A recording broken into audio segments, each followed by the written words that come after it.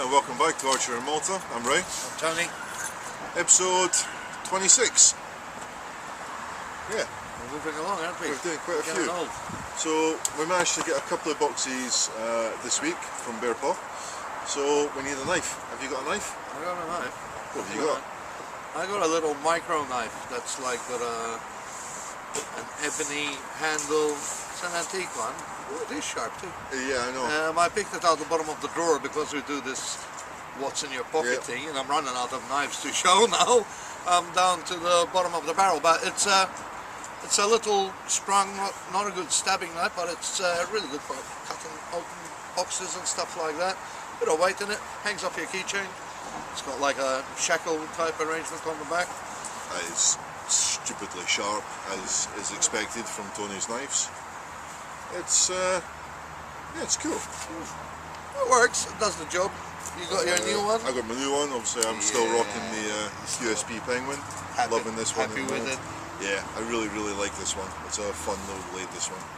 Excellent. So, you take that one? I'll take one. I'll take this one, and we'll... By the sound of my box, I think I've got shafts. Sounds like, yeah, arrowy sort of sounds.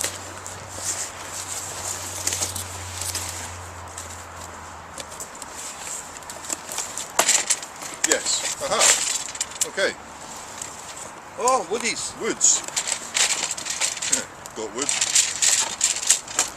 So yeah, here we have an abundance of, oh, smell that, you know, you'll love it.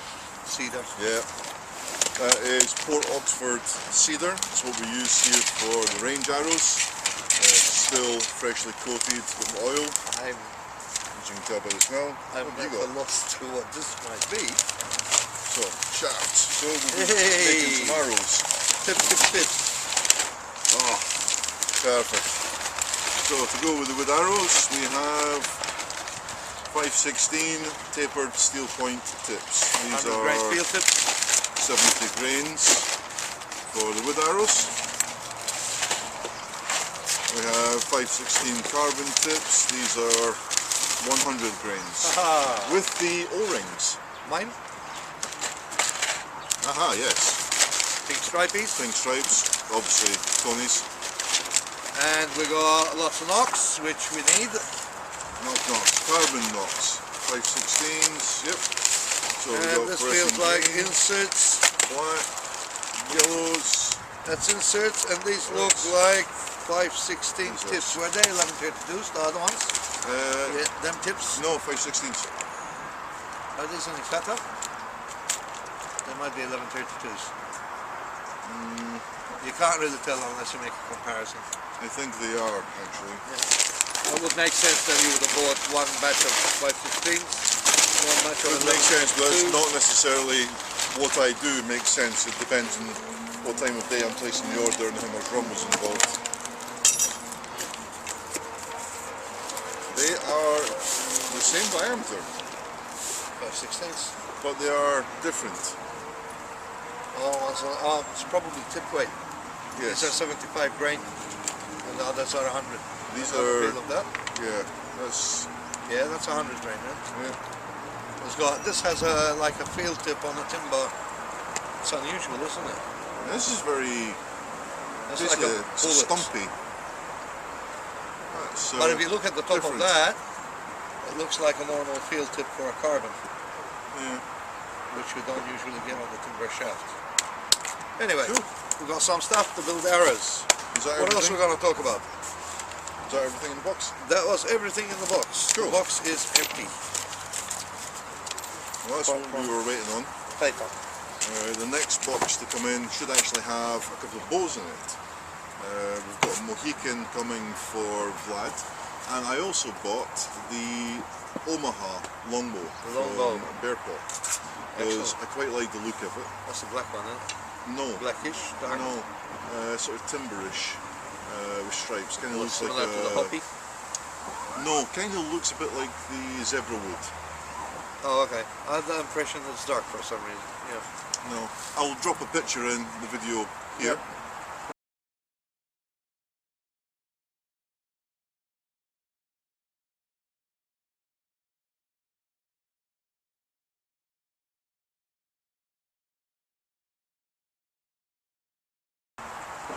As you can see, it's actually quite a nice looking bow, relatively cheap. I think it's going to be retailing for about 250, and we've got it as a 35 pounder.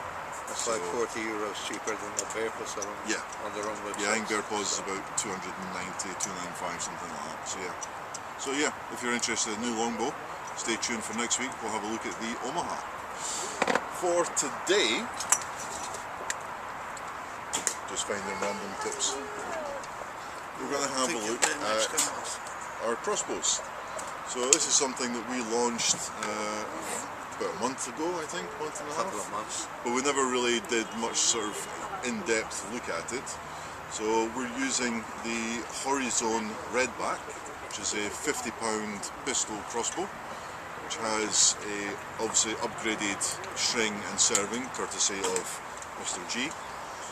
And we're using, also courtesy of Mr. G, repurposed broken carbon arrows. You see most of these are pentathlon bandits. Yeah, so bandits. They make good crossbow bolts. They do. Plus I made them longer than the actual...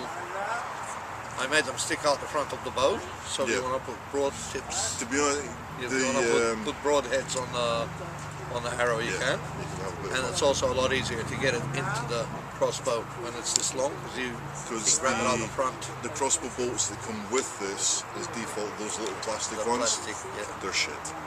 We hate them, they break very easily. Plus also the string rides over the back of them after a few shots, because the back of the nock here gets rounded off, and then the string goes over it rather than pushes it. So we found that repurposing our broken carbon arrows, they actually make much better crossbow bolts than the ones that come with it. Yeah, so if you want to come try crossbows, we're doing them now 45-minute sessions here at the range just behind us. And next we'll do a little video clip of me and Tony doing some shooting styles with it. So as you said, these are our pistol crossbows, so we'll just show these in action. So to load, these are what we call a wishbone load, so you crack them in half like so. Our bolts load in from the front. Great start, I dropped one. Some muzzle loader. Yeah. Like the old muskets. And you've got the safety at the back. So generally we've got 3 different shooting positions. So number 1, straight on, the hand underneath for stability. Or like me, I shoot one-handed side on. Or you want to look really sexy and cool, you can do the 2-handed machine gun pose. Yeah, I never find this one. I don't think you get much stability in that. And personally, I tend to shoot side on. Yeah, I think pistol grip for me. You tend to go pistol grip.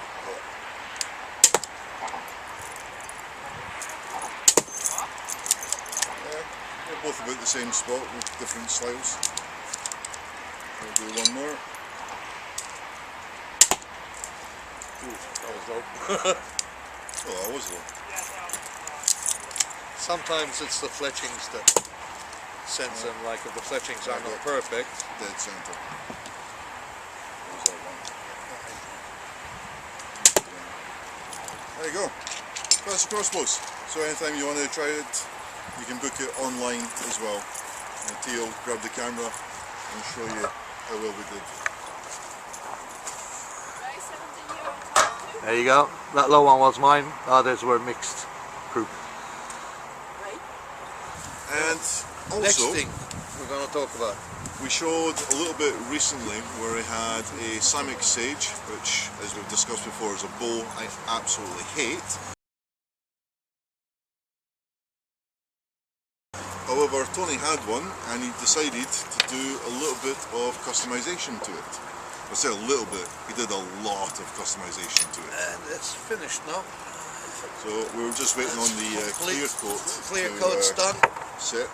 It's got this clear coat that took like 5 days to set, but now it's just awesome. There's not a sign that it's actually got clear coat on it at all. It just looks like raw wood, doesn't it? Like to feel, to touch. It looks beautiful. Which is the finish I wanted. That's why I didn't want to do the clear. Obviously you can't tell by the video, but the weight difference between this now versus the original as it started is phenomenal. It's... Oh, I took a meat off. a lot of meat off here, and quite a bit off here to take the weight off. Maybe it's just me, but honestly it feels like it's half the weight of what it started. It's not half the weight.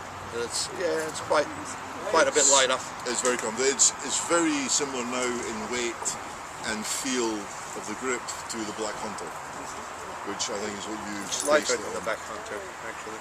Yeah, I copied the thumb grooves on that. Yeah. I tried to copy the Black Hunter as much as I could, because you can't like make it up as you go along. You gotta have a template of some sort. So it came really nice. So we'll do a sort of side-by-side comparison between Tony's version of the Sage and the original. You can see how much of a difference there actually is. And I'll have a shoot of it too. You want a video of me while in action. Yep. Yeah. All right. Cool. Here we have Tony using the Sammick. The Sammick Sage.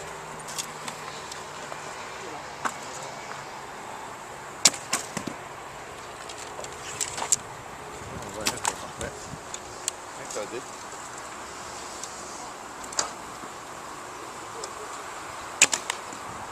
Yeah, kill zone.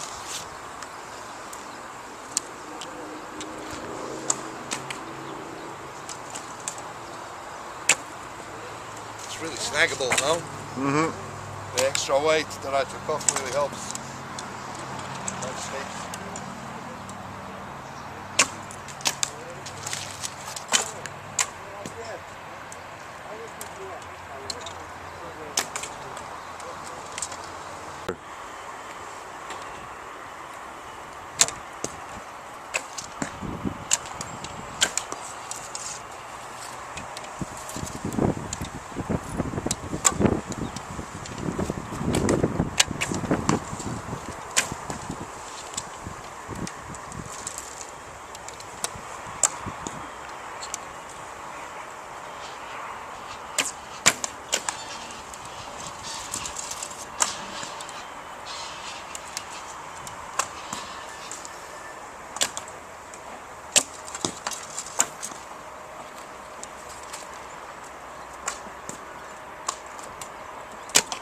So, that's about it for this week.